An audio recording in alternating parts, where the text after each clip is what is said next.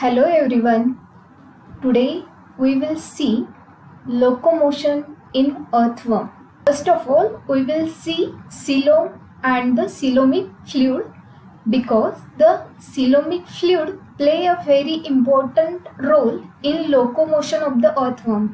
So just we will overview what is coelom and the coelomic fluid.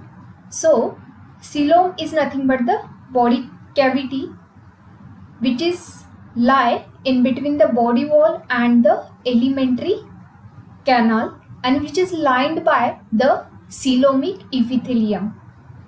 The coelom consists of the two main parts, the coelomic fluid and the septa.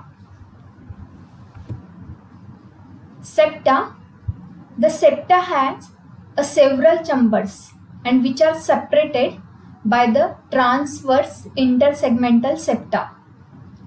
Each septum has a muscle fibers and that muscle fiber covers both the surface of the coelomic epithelium. Contraction of the septa increases the pressure on the coelomic fluid, which in turn helps to locomotion the earthworm. Coelomic fluid.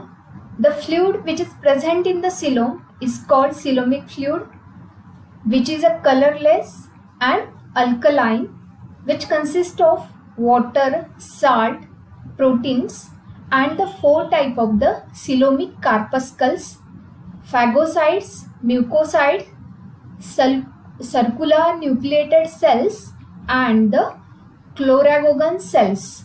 Chloragogon cells mostly help in excretion. The coelomic fluid perform the many functions which help in locomotion, respiration. It also help in distribution of the food to various chambers.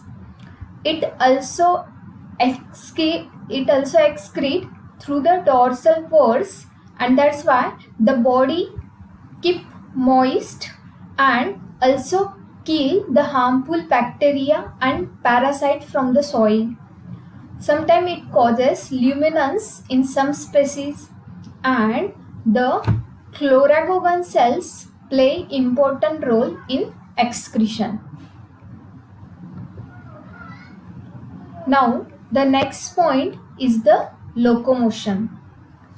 In locomotion, the muscles and the setae play an important role in the earthworm. The muscles are two types, the circular muscles and the longitudinal muscles. And here the coelomic fluid also play an important role in the locomotion.